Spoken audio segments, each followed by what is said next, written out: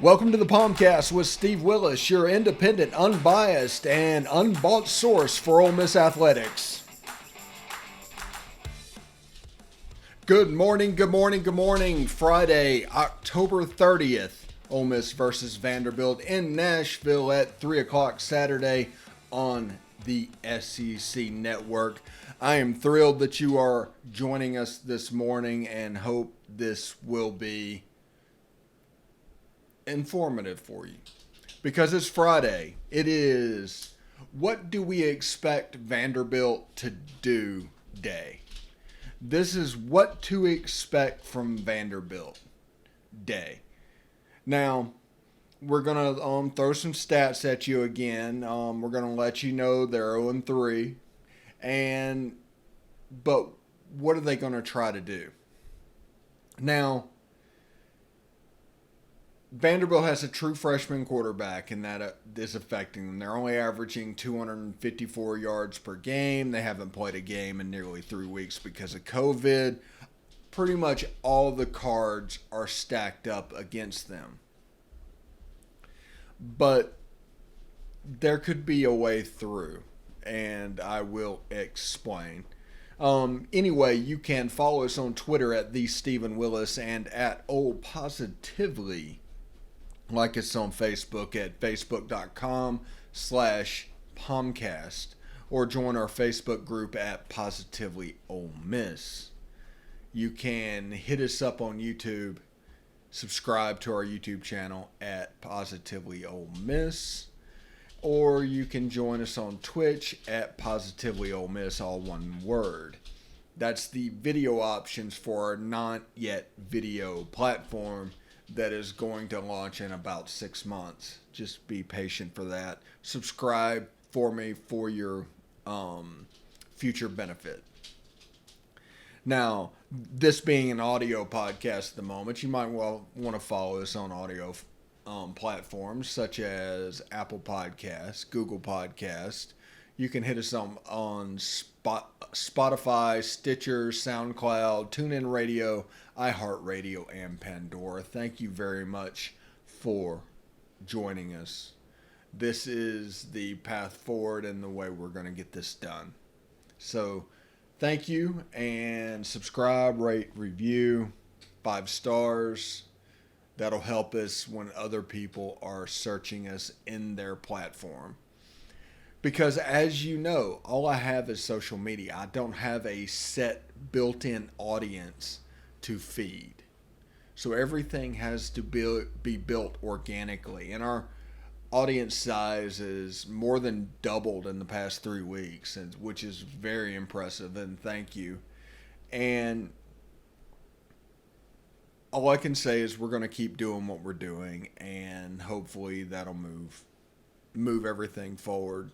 Because once the video aspect hits the podcast, it's really going to blow up. So thank you very much for subscribing. Anyway, it's Vanderbilt week. We play Vanderbilt tomorrow, 3 o'clock, SEC Network. Vandy's leading passer is Ken Seals at 411 yards in 3 games. Their leading rusher is at Javion Marlowe at 148 in 3 games. That's on 33 carries, by the way. And the leading receiver is Cam Johnson. 9 catches, 127 yards in 3 games. So that's basically he's averaging 3 catches for 42.5 yards. He's running for 50 yards on 11 carries, and Ken Seals is throwing for close to 150 yards a game. That's what that means. So this is, actually we're going to get into it in the next block because we have a little bit more time to talk about it, because I don't want to interrupt my stream of consciousness thoughts on this because it's interesting. There's unknowns. Now, Ole Miss should win the game fairly handily. I mean, they should. Because they have better players, they should win the one-on-ones. So Ole Miss is in a position where they want to force one-on-ones for plays.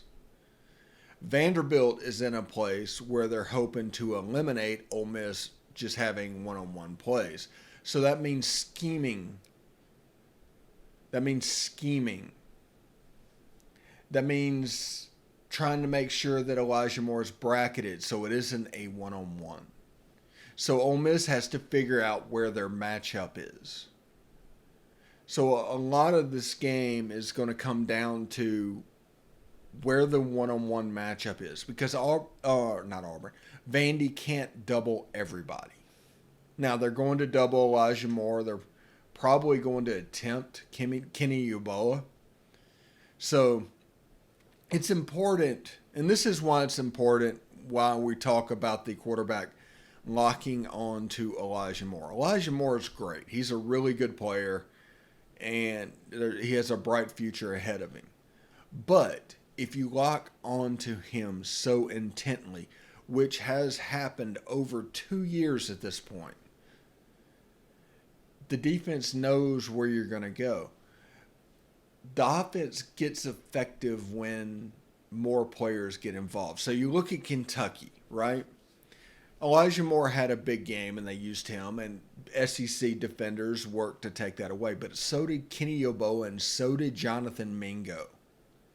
There were options. They were not getting locked on to receivers. The offense moved better because of that, because there's always between those three going to be a single covered option. If for some reason all those are covered up, the running back is available in the flat. I mean, there's different ways to do this. But the basic point of this game is Ole Miss will try to set Vandy up in one-on-ones. Vandy will try to scheme away from Ole Miss getting one-on-ones. That's offensive line. That's everywhere. Ole Miss has better athletes than Vanderbilt. This is one of those games where Ole Miss has just won and is ahead recruiting-wise, and they have the superior athlete. So, let those athletes work. Don't lock on to a receiver. Use the whole field. Let those athletes work. Vanderbilt wants Ole Miss to lock on to a receiver, but basically try to eliminate options through scheme. And that's the way this game is going to work out. That's what to expect. We're going to get into the Vanderbilt defense right after this. I'm Stephen Willis. This is the POMcast. Thank you very much.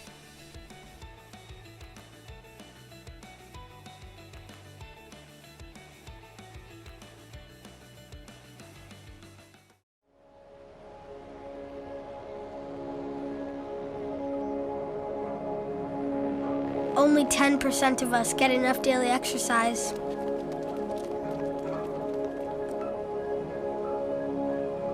And that number is dropping.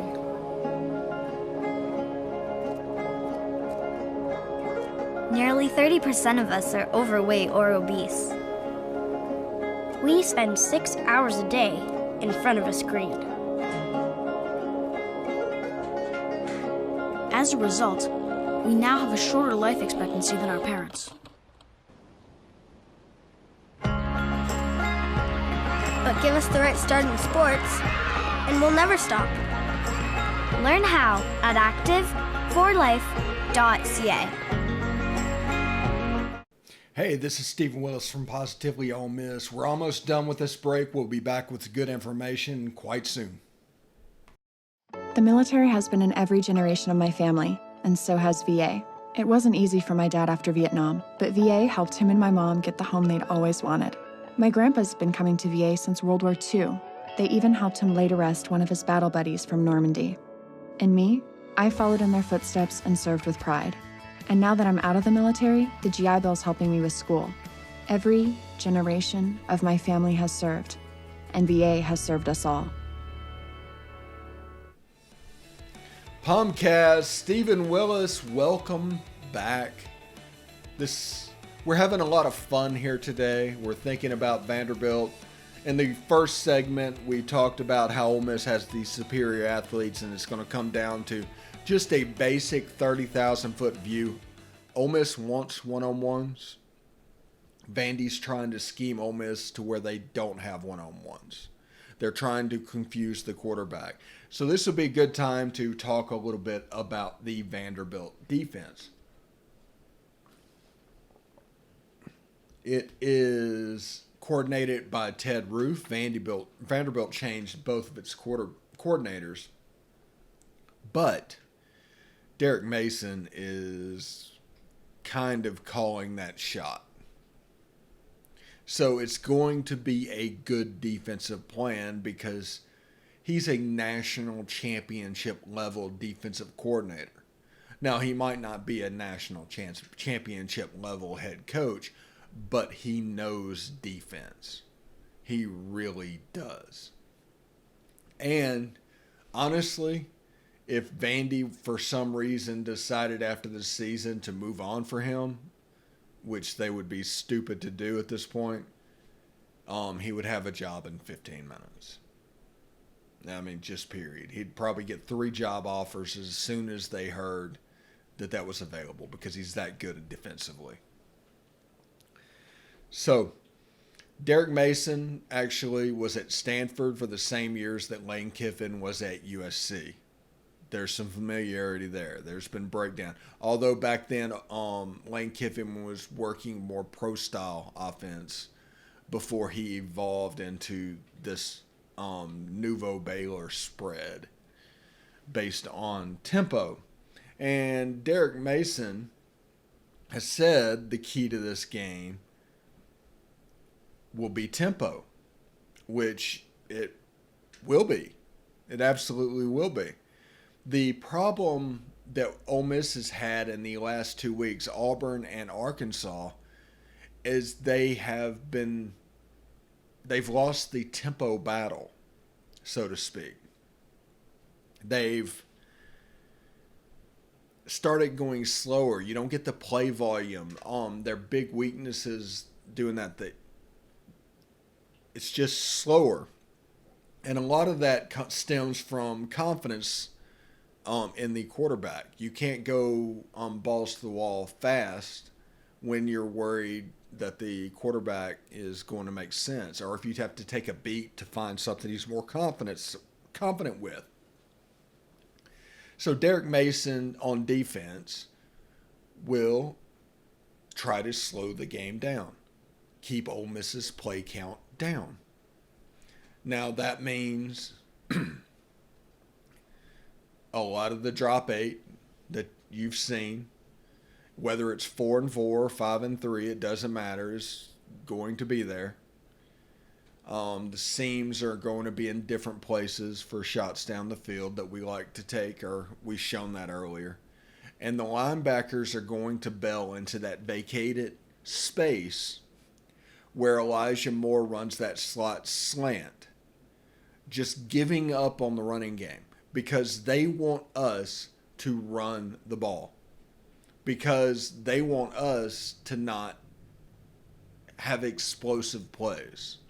So by just dropping back and giving that, they're probably not going to stop Ole Miss most of the night. The only people that can stop Ole Miss doing this, and I'll say this, the only way this game plan can be truly successful is if Ole Miss beats itself. Now, the last 2 weeks, Ole Miss has beaten itself. But eventually they're going to catch on. And also, JRP forces you to not play the drop 8 defense, because that's another running threat that you can hit. If they're going to play JRP, they need to turn him loose in the offense. They don't need to just sit idly by and let him be just a guy. They need to turn him loose in the offense. Because defenses knowing that it's going to be a run, sure, it's going to force them to do whatever. play a defense a certain way. But if you pass the ball, they're also kind of locked into a defense they can play because they don't want to turn their back on him. They want to be prepared for the running game, but it kind of locks them into the defense. They are scared to play cover one against him for a completely different reason than they're scared to play Matt Corral in it. You play cover one, man-to-man defenses, you're dealing with the secondary, the third level of your defense, which very often these days sits at about 5 of the 11 on your defenses. So when we say third level, it's actually half of your defense with their back turned to the quarterback. So it becomes a 6 on really 7. It's a numerical advantage for the offense. It limits the number of defenses you can play. Remember, every player is a system player. Every player has a system. Otherwise, Troy Aikman would have been a huge success at Oklahoma running the wishbone. Everybody is a system quarterback, no matter which school you're in. And that's a huge problem right now that Georgia is going through. They don't understand this. They're getting the wrong type of players to run the wrong type of offense. And then you take the fact that their defense struggles with tempo. And it's just what Kirby is recruiting in a way that is very 2010. And in 2020, that's a problem.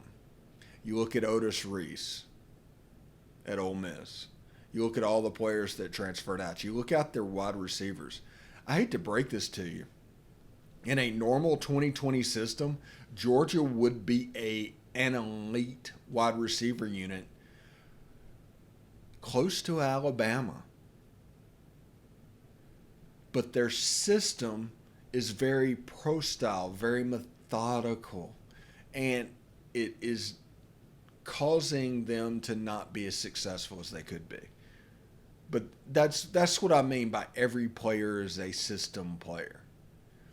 If you are a wide receiver that plays a certain way, don't go to Georgia to run old man football. No matter what they're trying to sell you, don't go to Georgia at the moment because it's not going to be a fit for you.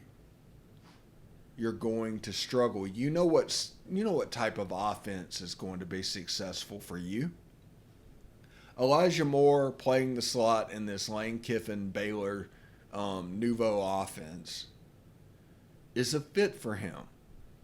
He would not be a fit playing outside wide receiver at Georgia, which he was committed to. He was inches away from going down that road. And that would be a problem. It would not fit him. The only player on Georgia's wide receiver unit at the moment that fits is George Pickens. Because it's the prototypical Julio Jones type, NFL type wide receiver. But as you notice, there aren't many of those guys. Heck, the NFL only hits on one about every 4 draft classes. So if you are recruiting them and you need them, that's a problem. You're going to have to dip into the spread wide receiver. And to make those wide receivers work, you need to run an offense that lifts them up, not makes them worse. It's not all about what you should do. As a player. It's about what you're going to do going forward. How do you see yourself? Now, Georgia winning championships, that's all great, although they don't do it because of the system problem It's like football is they're at about 5 years behind football. They're like Alabama in 2014. They're good. They're very good, and they're getting high-level athletes that just do not fit where they're asked to play. Like Otis Reese on defense. He was playing free and strong safety in that 3-4 scheme. That looked a lot like Jonathan Haynes last year, but he didn't fit that. He's more of a Tony Connor type hybrid linebacker, hybrid defensive back. He can do a little bit of both. He doesn't do anything. He doesn't do either one exceptionally well, but he's really good against the run. So that matters. You're not going to be able to play, but he has a chance to be a star here. I mean, that's the way this works. He has a chance to be really good at Ole Miss because of that hybrid role that is a great fit for his skill set. That's the way this works. And next year, Ole Miss is, once all this fails and Ole Miss gets a spring and a fall, because next year Ole Miss will get a spring and a fall, you will see that the defense taking huge steps, and continuity has been a huge problem so far in the season. I don't think that's any surprise to tell you. Continuity has been a problem. Anyway, segment 2 in the books. POMcast, Stephen Willis. Thanks for listening.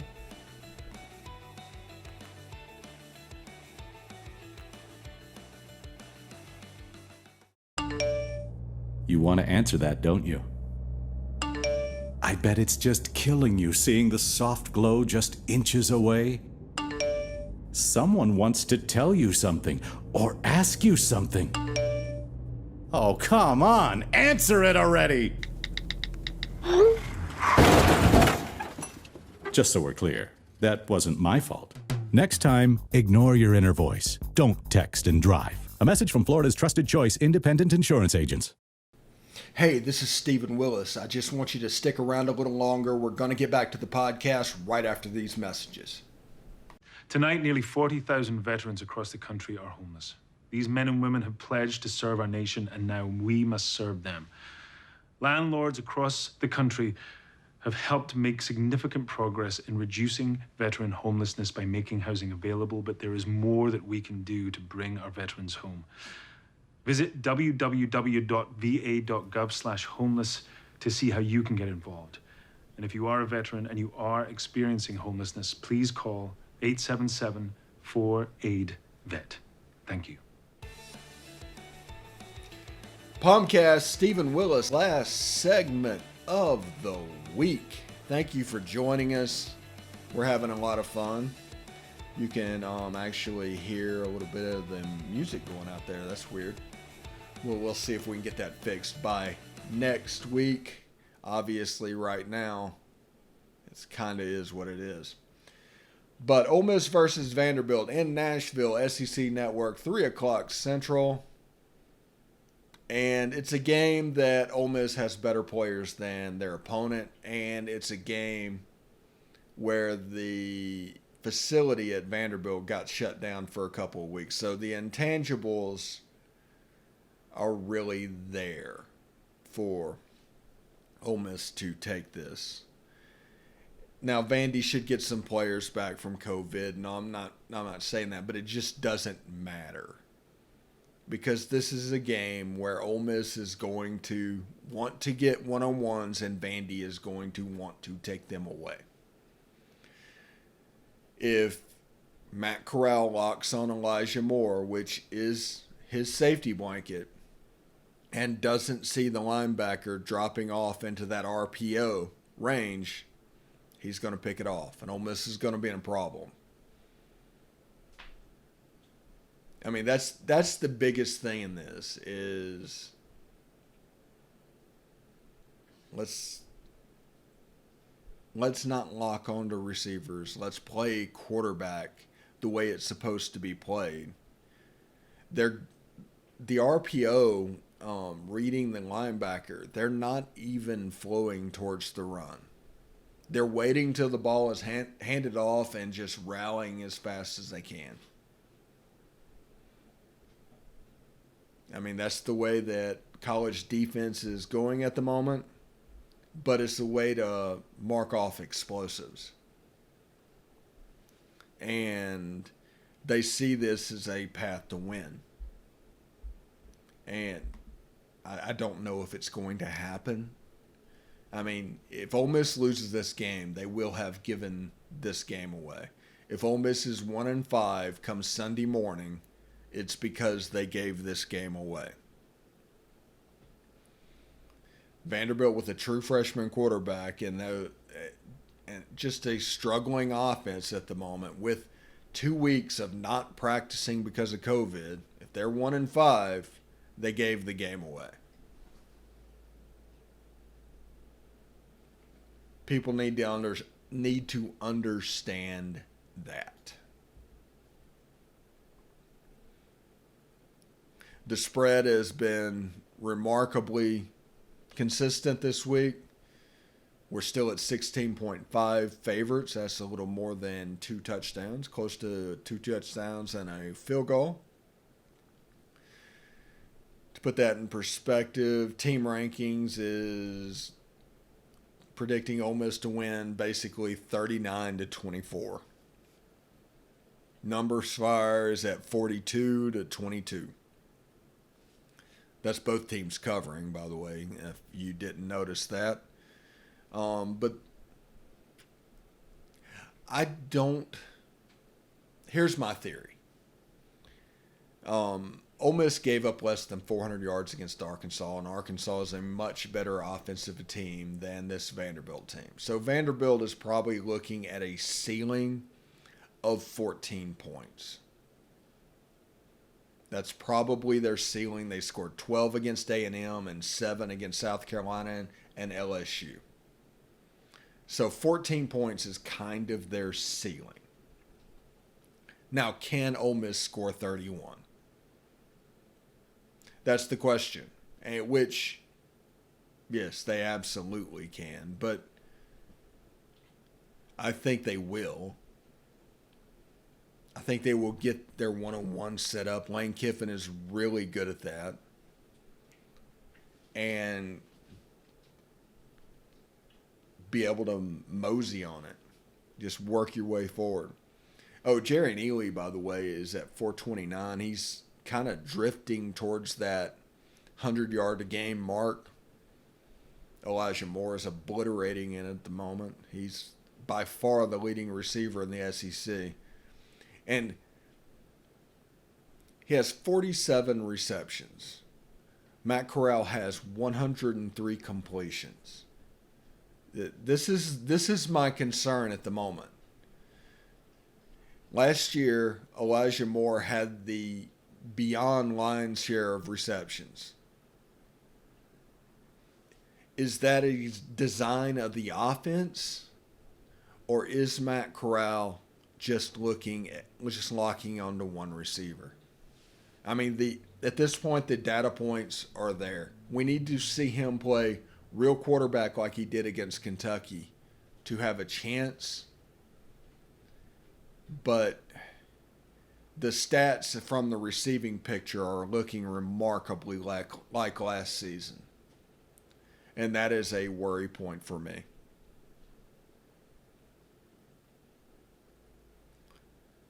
But 103 completions, and he has 47 catches. That's nearly half of the completions are going to Elijah Moore.